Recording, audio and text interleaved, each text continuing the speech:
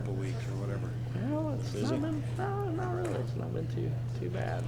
Knock on wood. Yeah. Got through budget season, and that's Yeah, get past that, things usually level out a little bit, don't they? yes, you get a couple. Hello, Jessica. Hi, how are you? I'm good. How are Good you? evening, everyone. Would everyone please stand for the Pledge of Allegiance and remain standing for invocation?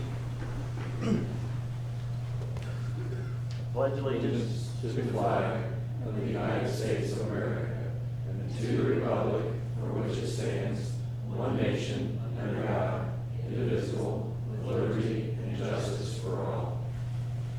Dear God, as we gather this evening, we ask for strength, courage, and wisdom. This council thanks you for the privilege that we have in serving this town.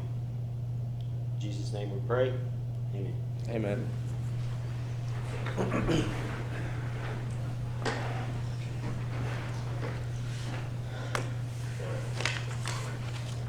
Call to order the November 5th meeting of the Mooresville County Council.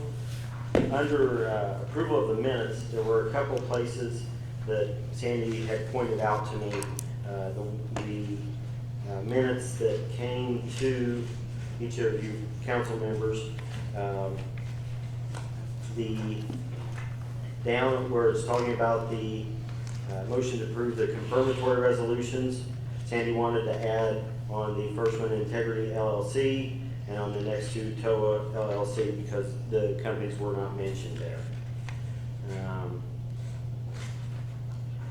On the part about the proclamation, Governor Holcomb proclaimed November she wanted to change the spelling of Peter's name to Magnet, M-A-G-N-A-N-T, and Chippewa to C-H-I-P-P-E-W-A. The other change that she pointed out to me was towards the end, Councilman Mathis reported the cemetery main paving is complete other than the park. Those were the items that she wanted to be amended. I need a motion to either approve with those changes or amend even further. I make a motion that we approve with the said changes. I will second. Motion made and seconded. All in favor? Aye. Aye.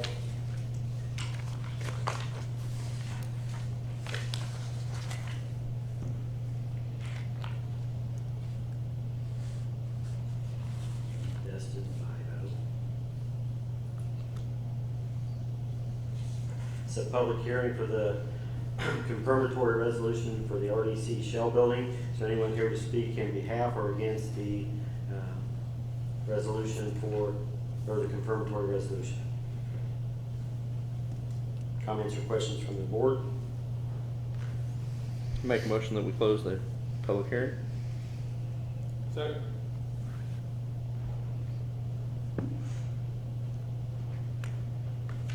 Mark, is that you on the second?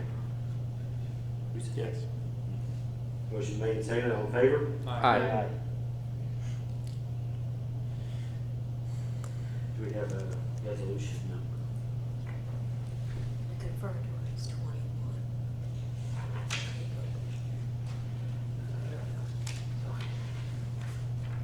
What is it? Confirmatory. Okay, so this would be the confirmatory resolution will be resolution number 20/2019. Motion to approve. So moved. Second. Motion made and seconded. All in favor? Aye. Mark Destin.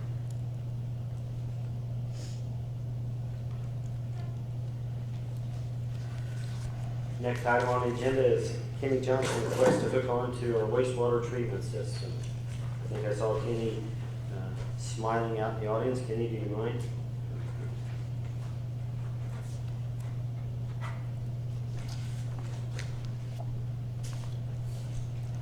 Hello, Council. My name is Kenny Johnson. I reside at 13179 North Landersville Lane. I am in Madison Township, and I'd like to maybe entertain the fact of hooking to Mooresville sewers if I can. I understand about the annexation, which I wouldn't be opposed to all. Just would like to have those services in the future. Have you talked to David, you researched this? There's the main trunk that runs along Hagersdale Road. So you explain the cost, everything, as well, or all Kenny, are you just hooking to one house, or are you gonna hook to the shop, or? It's several, actually, I have one of Ross Holloway's engineering drawings from the area if you want to see. Yeah, because are you gonna run like a main trunk back there and then tie each one of them into it? So other houses in the back could possibly, if they would like, hook on, to as well. If that would be appropriate. Dave, would that be built to our specifications, and then would we assume the main portion of it? Typically, if it's a main, it has to be stayed through, and then we would assume, maintenance of that after construction is complete, when it's inspected.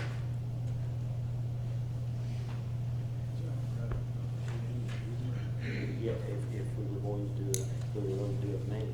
Can we do a private trunk line or a private main on his property? That has been done before, yes. Okay. You know, most all of that area out there has been serviced with some type of developer agreement for off-site and oversizing.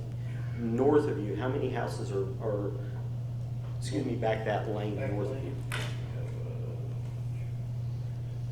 About 3 or 4, about 6, actually. That's total, right? Huh? Including yours, there's not 6 to the north of you, is The north, Tennessee, there would be,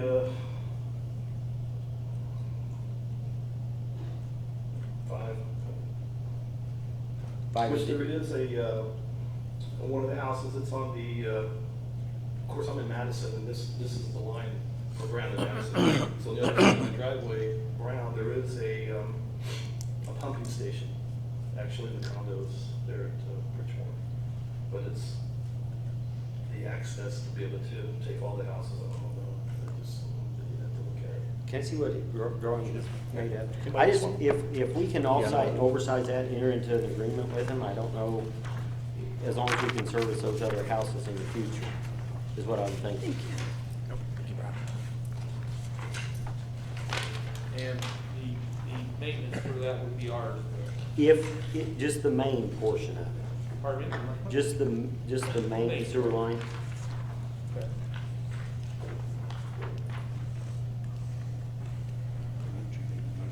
Yeah, we would need.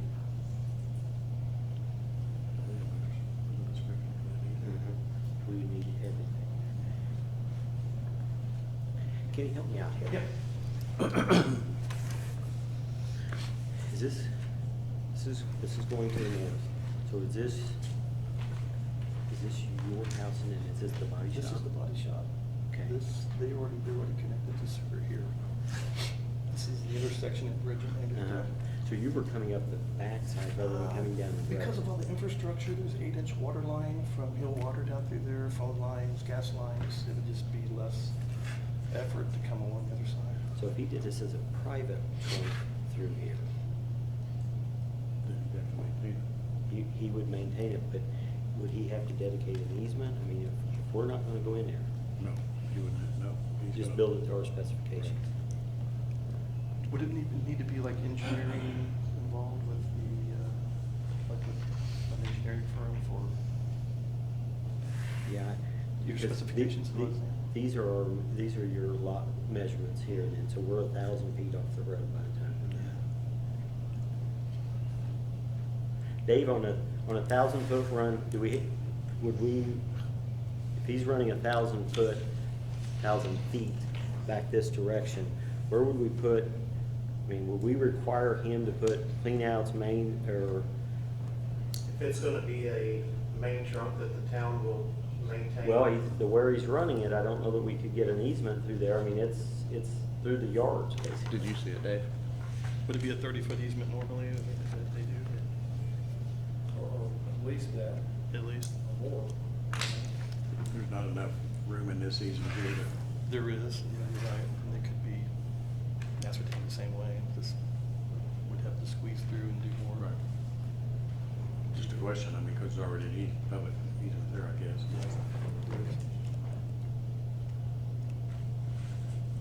Kenny, how many of these properties is not yours? Just down there at the end of the lane? 2, 3, 4. Dave, is there enough room on the west, on that easement on the west side there to put that main in?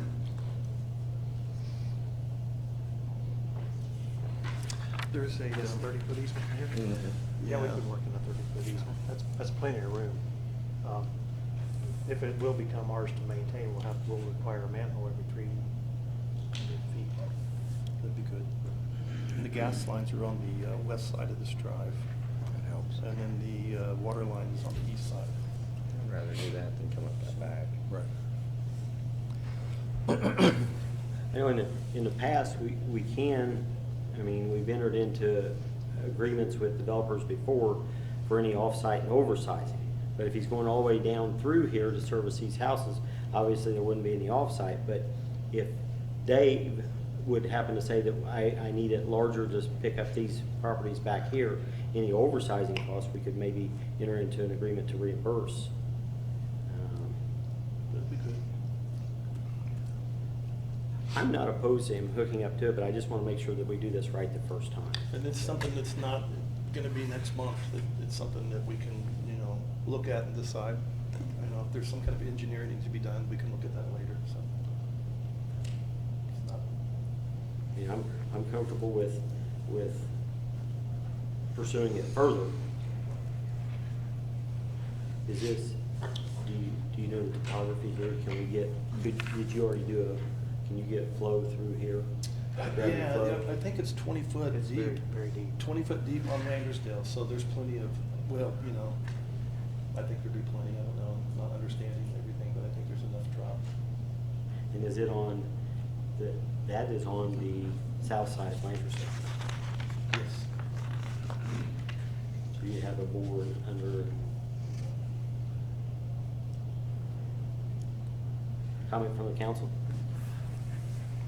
I just got one question. From across from your shop, are those two guys, are they in Madison or Town Manager? I forgot. They would be in that, but they're all to the west. Yeah, They're in Brown. they're brown, they're out of town. No. Town, of course, Starts at condos. Bridgeport is in town. So there is continuity through most of that. Your house is, you continue with the town across the street. Okay. I have no problem with it. I just rather see it in that front easement than in the back and creating a whole nother potential issue later. Can we give him? Since Kenny has said that he, this doesn't have to be in the next 3 minutes, I think maybe, we could, I was being facetious on the 3 minutes, but maybe Dave could come back with the next meeting and tell us, okay, here's the best plan to go about this. And then we'll have a little more information.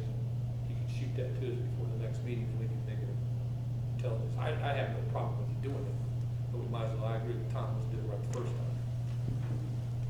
So out of character for us. Sorry? It's so out of character for us. Yeah, it's still out of character for me to agree with you as well. There you go. So can I have a motion for? I'll make a motion that we table this until our next meeting and go from there. I will second that. Motion made, seconded, all in favor? Aye. Aye. Please, David, if you could work with him, that would be fantastic.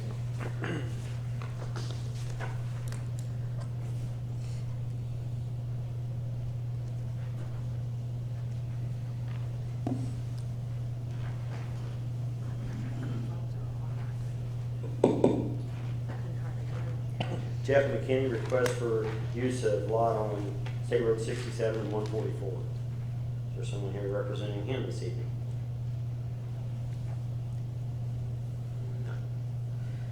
That was tabled from our last, I think, did Tammy reach out to him and he said he would be here? Well, I think that was the storage, this gentleman. Oh, sorry. Got those mixed up. Sorry, I did get those mixed up. No one, Jeff McKinney's not here? Okay.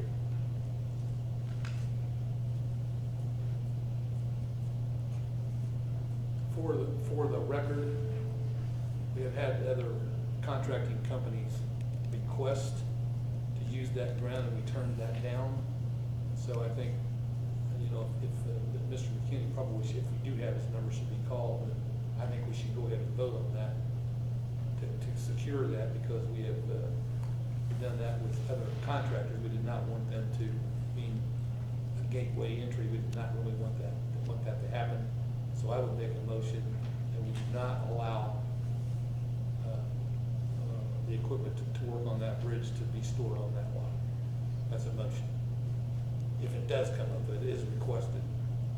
That was the request, correct, Dave? That's correct.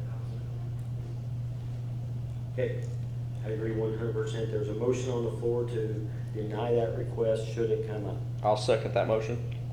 Motion been made and seconded. All in favor? Aye.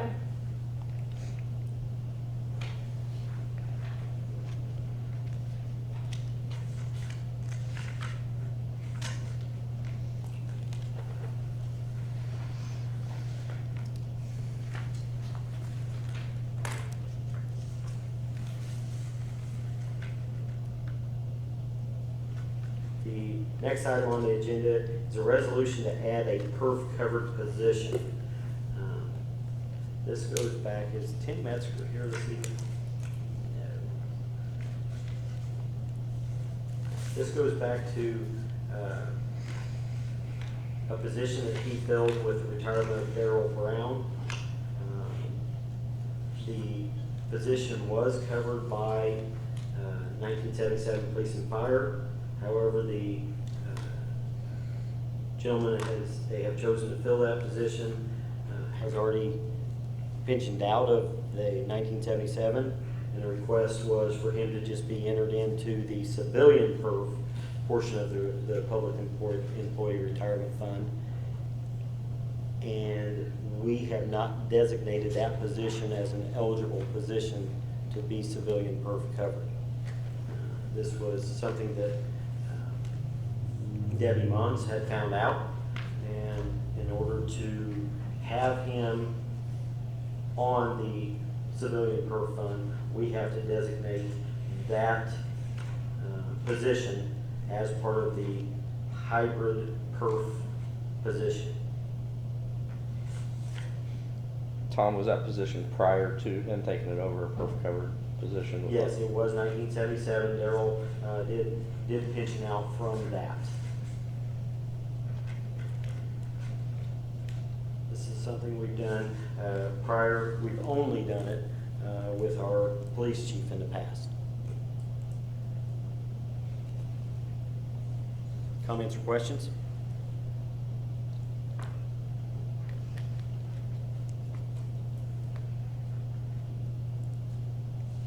We need a motion to either approve the resolution, deny the resolution, or table it for more information.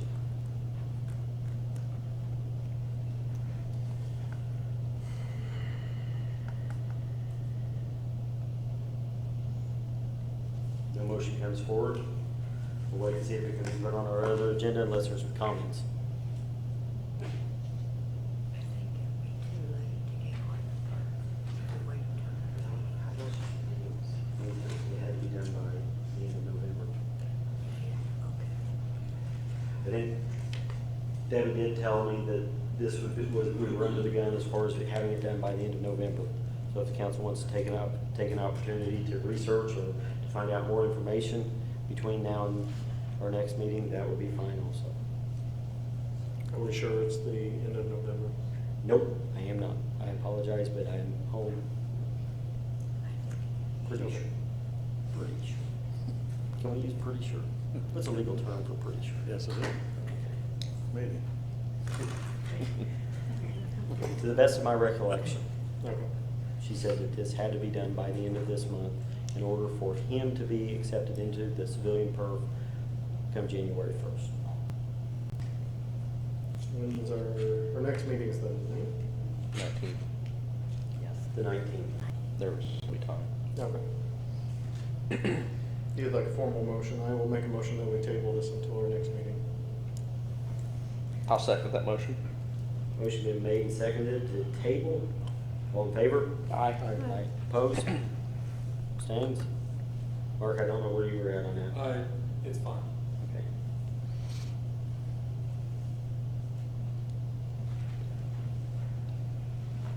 Now, let's do the rezone. Brian, and I don't know how to pronounce your last name. Last name is Munch. Munch?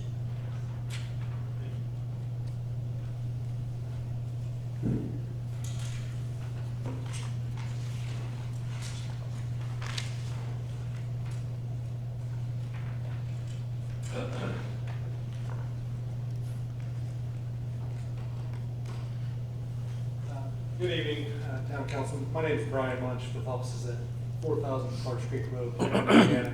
Tonight I represent Richard Self-Storage Facility. This facility is located on State Road 144 as we go east toward Waverly. It's an existing business. It's an outdoor storage, self-storage unit. Todd and Tricia Price has procured property to the west of the existing self-storage facility. They would like to expand the business that direction. We have been through planning commission. We have favorable recommendation to move forward to the council to change from agricultural zoning to general business.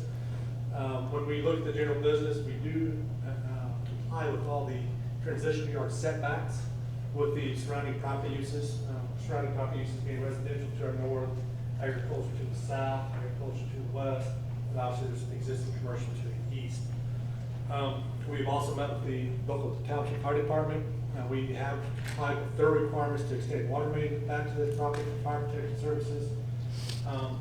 Likewise, we are in the process of putting together a drainage plan to take forward to the Morgan County Drainage Board for approval. So tonight we're in front of the council hoping for confirmation of the recommendation of the planning commission for approval to change from a agricultural land use to a B3 general land use, with a restriction of the general classification, general business classification being only for self-storage. In the Mooresville ordinance, there's a lot of allowances, if you will, a lot of business allowances under the general business classification.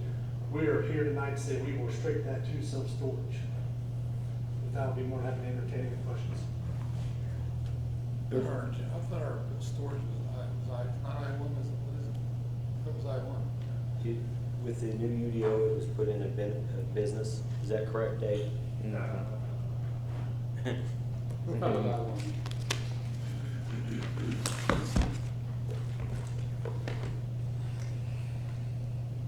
We met with Tim directly to do the BS classification. So, Mark, I do believe that that was changed to our business for the inside storage, not necessarily the outside storage. Got it. I just might have missed that. I just saying historically, I mean, my remembrance is it was an I-1 classification. Any remonstrance, Dave?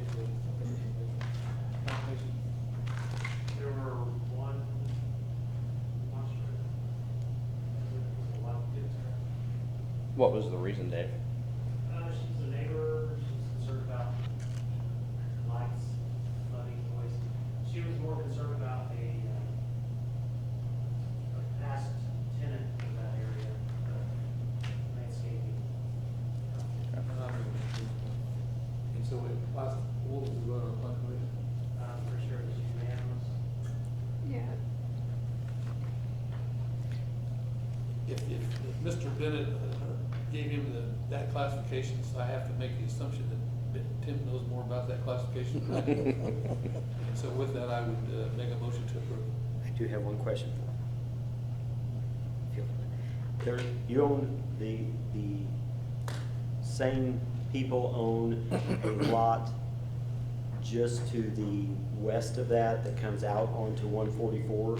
Would there be an entrance there? no. Okay. The existing infrastructure, entryway will be maintained. Okay. What you're referring to is the Price residence is here. Uh-huh. That's gonna stay residential. Okay. So there's no intentions or desires to convert this to business, make that entryway. This being a state road, obviously, the limitations of that entryway, or the entrances onto that state road are limited. We will be using this entrance. The other caveat to my motion, by the way, Brian had mentioned this was the only use. So do we want to, do I want to include that in my motion, that that has to be the only use, because that's what he says it's gonna be? I don't know, that we, Mel, should we do that, or? You're talking about the commitment? Correct. Yeah, it's on the record in the plan commission that this was approved with a commitment that it would only be used for self-storage and none of the other uses under that zoning classification. Okay. So that's in the record. Well, so that will roll with my motion then? Yes, it will. Okay. I'll Motion second. stands. I'll second Mike's motion. Motion made and seconded to accept the positive recommendation from the planning commission. All in favor? Aye. Aye. Bill, Thank you. sword together.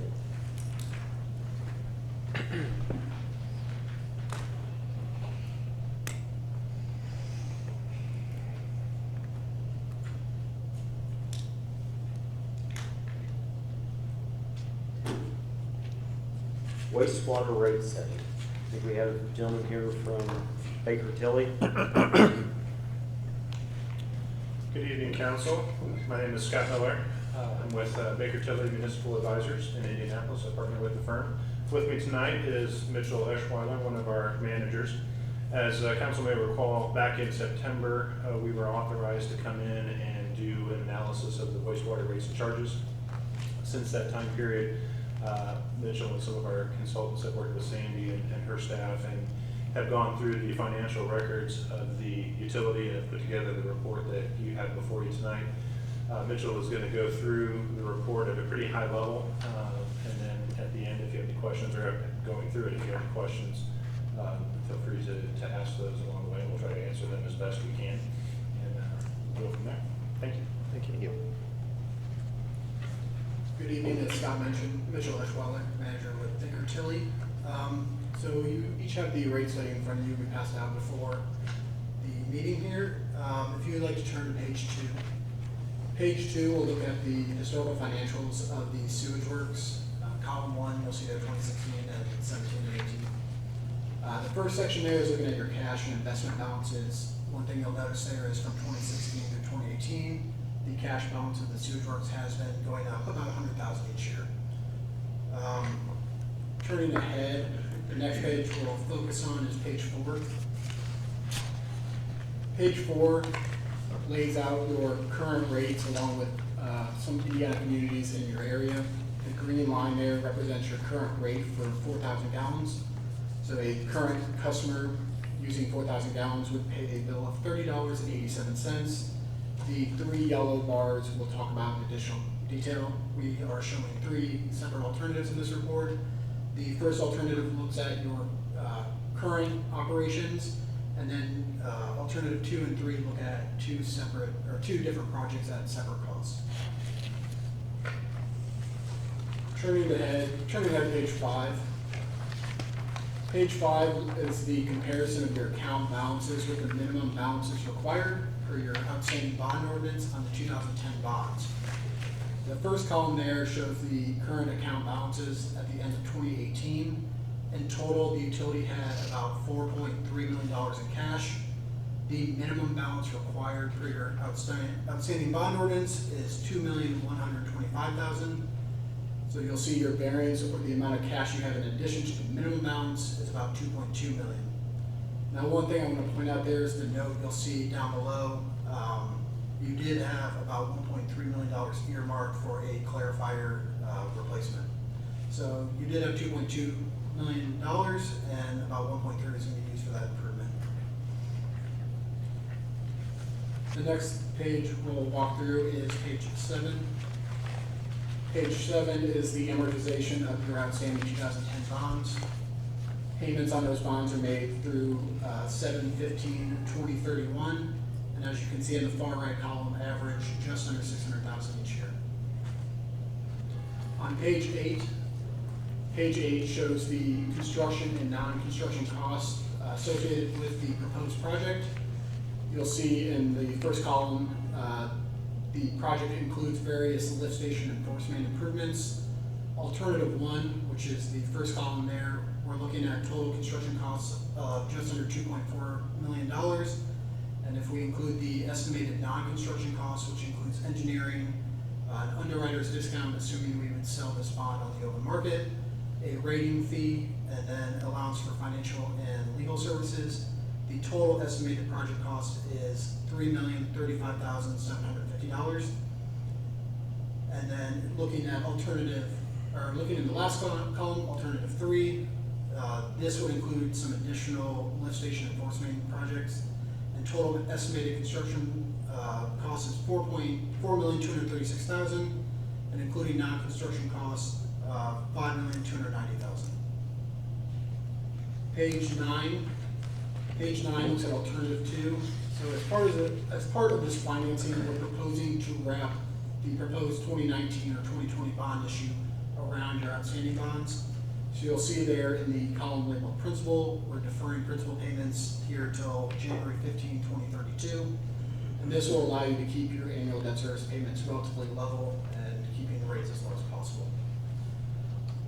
Page 10 will kind of portray this. You'll see you have your column showing your 2010 bonds, your annual debt service, and then your proposed bonds. In the far right column, this will show you your total bond year payment. So with this proposed bond issue, you would be paying about $705,000 through about 2035.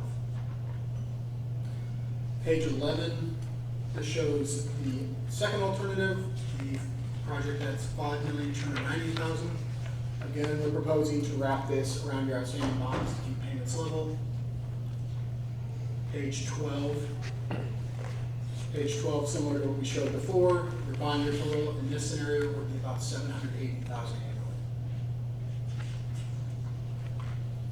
If you want to turn to page 13. So after going through the historical financials, which we call here the test year, in your test year period, the sewage works spent $1,925,635 on annual operation and maintenance expenses. So that is your day-to-day expenses of the utility. After making adjustments to salaries and wages and employee benefits and contractual services, we're proposing an increase of about $70,000.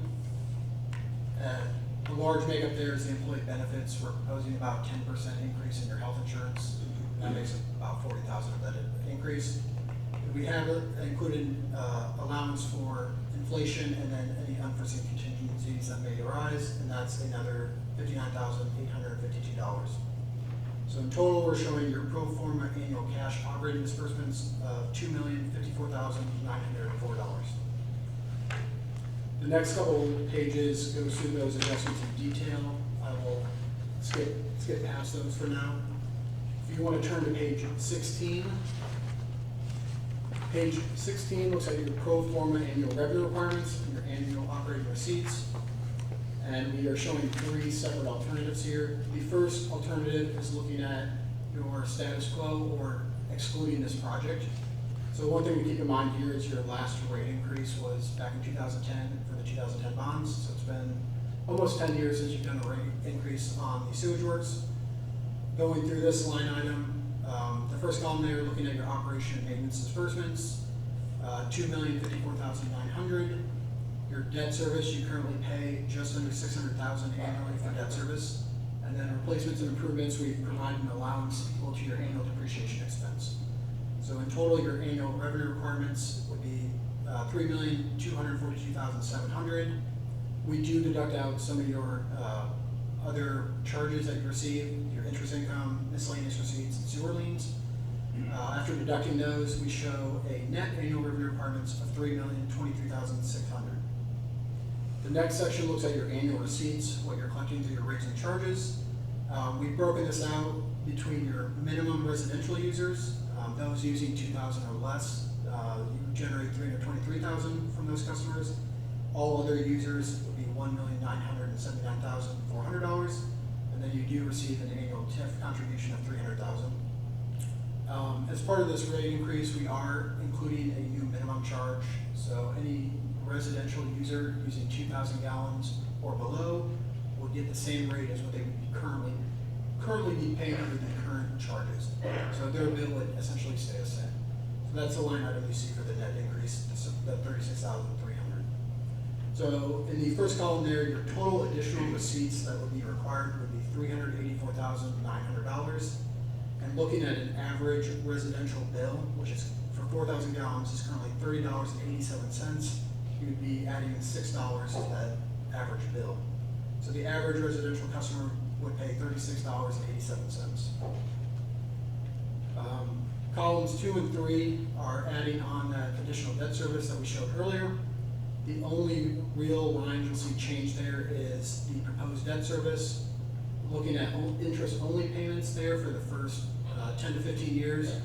In the second column, we'd be adding $108,600 in debt service, and then you'd be required to fund a debt service reserve with the new bond issue, and that would be $18,800 per year.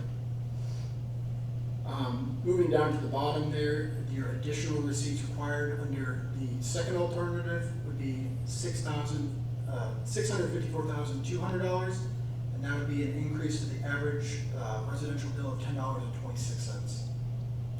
Alternative 3, we're looking at the higher project of $5,290,000. Under that scenario, we'd be adding $185,100 in debt service and a debt service reserve of $34,100. In this scenario, your additional receipts required would be $746,000, and that would be an increase of $11.65. With that, if anyone has any questions on the report.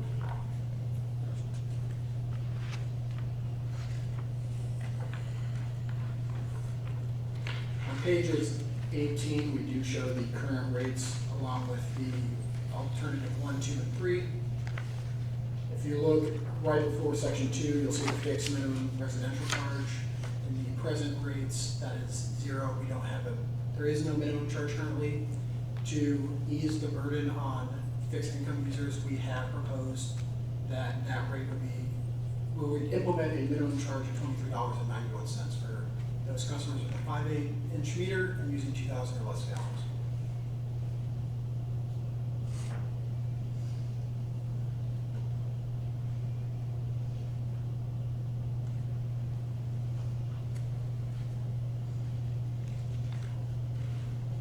Comments or questions?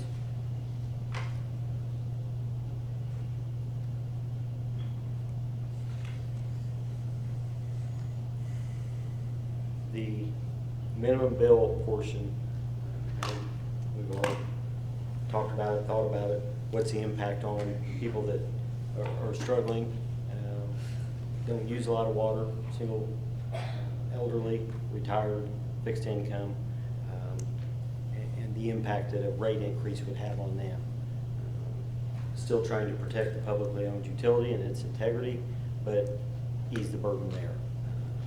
Baker Tilly did an outstanding job of calculating a way to do that portion of it. Somewhere in here, and it has been part of the conversation, somewhere in here we need to, no matter what we choose to do, we also made a promise that we would at least look into, if not do something, in regard to the summer use and irrigation systems. Mark, I know you pointed out that you wanted to be able to do something with pools. The suggestion that I had, and I think Baker Tilly, I think the exact comment was, we don't know of anyone else that does it quite that way. But if you look at our charges, if you go down there on 18, below the metered usage, we have an unmetered usage rate. That is anyone that may live on a well or have a well and not have a meter that tells us the liability of how much water's going into the residence. The question, I posed the question to them, can we, in the summertime, if we have someone that has a pool or has a irrigation system, can we exempt them down to the unmetered use? They said it can be done that way. It can also, I think they said in a lot of communities, it's done with an average of other months. Correct. So we have some options there that I definitely we need to look into and implement somehow, some way. My thought process was on going to the unmetered was if we don't trust the meter going in or the meter reading, let's treat everyone fairly in the same. Are there any other comments or questions?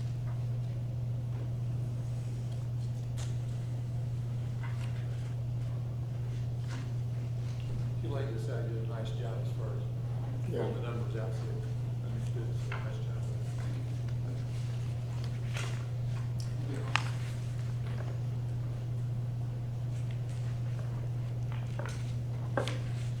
Now, this is twofold. It goes back into a project that has been recommended through an engineering firm of what we need to do to maintain the integrity and improve the volume capacity of our southern end, and then also to address how we protect and 10 years later look at pricing that maybe we should look at on a more regular basis.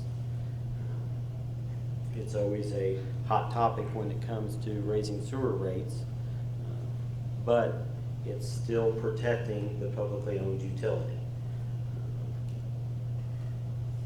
I myself would like to have some more time to, or at least until our next meeting, maybe table this, a decision tonight. Let's look at what we need to do and where we may be able to fund some of the projects themselves moving forward, and the funds that we have. I know you were basically saying that cash on hand, we have about $900,000 in our sewer system. Comments or questions? We have a lot of the infrastructure down there, of course, if you look through some of and they're old, they need to be done. I'm not saying they're failing right now, but they're going to. So it's not a question of new business. Some of it's just, a lot of it's old, it needs to be done, soon. So everybody needs to keep that in mind. I would agree with Tom. I've looked at this pretty hard, but I wouldn't mind seeing if there is any other funding. I don't know if there isn't, but we have to get this accomplished. So I would say we attack this, if not our next meeting, at least the next meeting after that. I don't know if we have time constraints on this or not, but maybe could we, I think if everybody thinks they're ready, I'll go ahead and make that motion. We'll table, we'll hit it next meeting, or everybody agree to that? So a motion to table until our November 19th meeting. Yeah. Do I have a second? I'll second. Motion made, second, all in favor? Aye.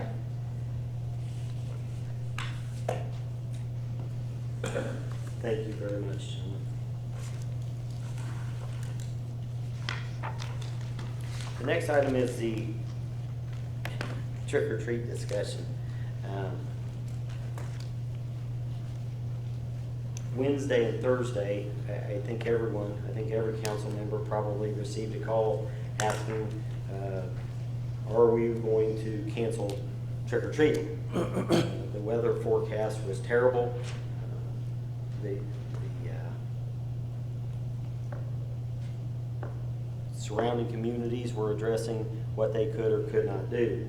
My answer to the people that asked me was we needed a 3-member vote to cancel it, and we needed 48 hours to call a meeting. So I don't know, I asked that this be put on there to see, take the pulse of the council to see if this is something that we want to push off onto our police chief and give them the authority in the event of this, in the event of inclement weather, or if it's something that we want him to work in conjunction with the park. In speaking to Brent, I don't know if he's here, but in speaking to Brent, he says that you have so many people that have promised that they're going to help you that night, and to cancel it sometimes would create a bigger burden on the park system. So I don't know what we want to do. I don't know that we even have to address it tonight, but it is, I did make the promise that it would be up for discussion. Any thoughts? My personal opinion is, a parent needs to make that decision on their own, whether they, it's not really our place to decide whether we have children out or, we have our functions, and I think everyone are educated adults that can make that, and have for many, many years, at least in our community. So I'm not for changing it or tampering with it. I think that, just needs to make a parent decision, and if they didn't want their child to be out trick-or-treating, then find it. And there's lots of trunk or treatings now. I know Eminence moved their trunk or treating inside, so there's some alternatives, even if you didn't want to do the everyday walkthrough, but that's my 2 cents. Jessica? I'm on the fence. I mean,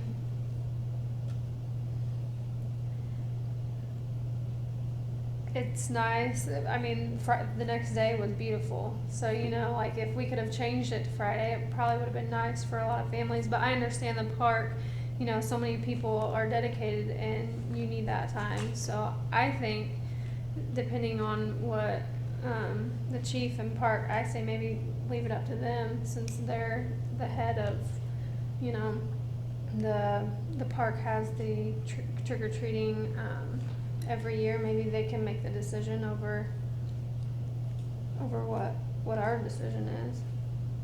Dustin? Just to kind of back up, I know I received several phone calls and even door knocks. Thank you, Nest Doorbell, for allowing me to talk to people through that. I believe that the HOA, if you have an HOA in the neighborhood, that, you know, they can kind of work faster than what we could this year. I mean, you know, we couldn't call an emergency meeting. There's posting requirements and things like that. That would have put us into Monday, I believe. So there was no way that we could have moved it this year. Again, I agree with Jessica that I am on the fence because, you know, I went out trick-or-treated with the princess, and it was cold, but I wore a jacket. My neighborhood took a poll, and it was overwhelming.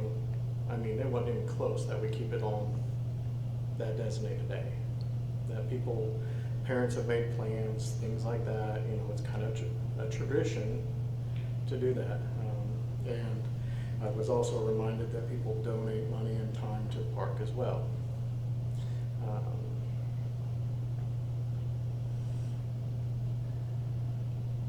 I don't know if I'm ready to say yes or no tonight. If you force me into it, I'd probably say let's keep it on, is what I'm leaning towards. Mark, as someone who's never bought a piece of candy for a kid in their life? I'd have to say that I need to have to agree with David more than anything else, because we live in Indiana. And I've went through more Halloweens than everybody up there, of course, except Sandy and I've been a few more than everybody else. But seriously, where we live, it's gonna, as Jessica said, Friday was a good day. We didn't know that Monday. Right. We could have guessed maybe it was gonna be a good day. I think you just have to leave it alone. If the park decides they want to cancel that, then they have that alternative. That's not gonna stop some parent from, you know, it's a parental decision. It's not a, you know, we're trying to control a little bit more than I think we should even think about controlling. That's who controls that. I mean, if you wanna go out the next night, it's not like people wanna go out the next night and bang on doors and say, you got any candy left, because it's a crappy day. I think we just stay out of it. That's my opinion. Well, then, unless we have a motion to change what we've done in the past, we don't need any action. That's correct. A motion? Okay, then it stays as it is. Next year, is there any chance that you'll buy candy, Mark? For me? Is there any chance that you'll buy candy next? Absolutely not. I'm taking my daughter to Mark's house to trick or treat on Christmas. Well, it sounds like he's getting tricked instead of treated. Department heads, Dave, I know you had, Mark put you under the gun last meeting on. Yes, last meeting, Councilman Mathis asked me to get quotes for the shell building or storage of our equipment. I sent out 5 requests. I've got 2 back. I think there's another one that may be in the same. Did you receive one in your office? I spoke with Linda. She said she put it in the safe. Oh, well, then she put it out there. No one told me. Oh, okay. So I could run and get it, or we could do this next week. We have 2, but there's one still downstairs. I think that the thing we can do it the next week, but I think the thing we need to do, of course, is we've got to get this other building going before, we can really do anything anyway. Hopefully we can get that, at least have a closed date set, so we can review that. Of course, you can still look at them tonight if you wanted to, based on that, but I think it'd be okay as far as I'm concerned, we'll leave it till the next meeting. If you're okay with that. I'm fine with that. You just want to put these with the other one then? Yeah, sure. Any other comments from the council? I mean, did you put that they, a certain time that they needed to be in here, or? I did request that they be here by 6:30 this evening. So these three and these three only? Or do we extend that time? No, the big thing about it is I asked Dave to get some quotes, but we didn't really advertise this or anything. And it would be, I'm sure, over the advertising, what is that one, I forgot. I think a request for bid is 250,000. 150, yeah. Okay, so I'm sure based on that, I don't know, I haven't seen the bids, but I assume based on what I know that type of construction is, it's probably under that anyway, so I guess we don't have to worry about that part. So if he asked for 5 bids, he got 3, then I think we'll look at it next week. Or 2 weeks.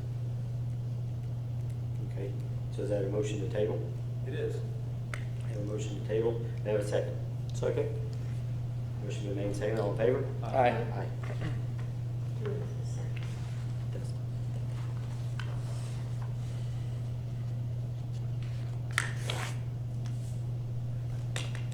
Trick or treat discussion, really. Tom, if I could go back up, Mark requested something from me, and I actually did that work, so. You requested, Councilman Mathis, for the Safe Haven Baby Box total donation. Just a reminder, I was seeking 15,000. The community, currently, and there are actually still donations coming in because of that maintenance fee, is $19,420. That's fantastic. So, You will use that for maintenance, maintenance and the advertising of the box to local schools or churches and things like that. I'm kind of even toying with the idea of adding on to some of the construction, like maybe a little walkway or something like that. So that one's kind of up in the air. How much was that again, Dustin? $19,420. thank you for delivering that, and I appreciate it. Yep. Back to the department heads. Sorry about that. Do you have anything? Okay, great. That's okay. As long as it's not about trick or treat, I think we'll be. It's not about Thank you. Good evening, everybody. Just wanted to bring you up to date. I did send you out the directive we have for what I call the November fundraising campaign, not necessarily No Shade November, that's the term they like to use, but they're kind of like, I don't want to say copyrighted, but they have their own charities, and that's an organization that you go through. Basically, due to some logistical errors, we made it to where we had 17 employees or officers that donate to various charities, with those being American Diabetes Association, India Honor Flight, Hunt of a Lifetime, Riley's Children's Foundation, Morgan County Humane Society, Central Indiana Police Foundation, and Drag Racing Association of Women. Total donated was $695 by 17 employees. And basically what the November fundraising campaign is, they can have a beer or facial hair for the month of November, and then December comes, they will have to shave. Any questions on that, or? 695. 695, yes, that was the total amount donated. How many charities? I think there were 7. Seven charities. Thank you very much. Thanks, Kevin. I don't know if we have any of those with heads here. Public comments. Motion for approval of payment of claims. Make a motion that we approve claims in the amount of $753,265.97. Motion made, do I have a second? Second. Motion made, second, all in favor? Aye. Next meeting, motion to adjourn. So moved. Motion made, do I have a second? Second. November. You know, did I ask who's in favor of paying the claims? I know we had a motion and a second. All in favor of paying the claims? Aye. We did aye. Okay, and all in favor of adjournment? You skipped that one. Next meeting date will be November 19th, 2019. We'll look at sewer rates and buildings. Did we check if there's 36 barrels of gunpowder underneath us? Christmas. If it's cold on Christmas, can we move it? You're not gonna meet on Christmas? Huh?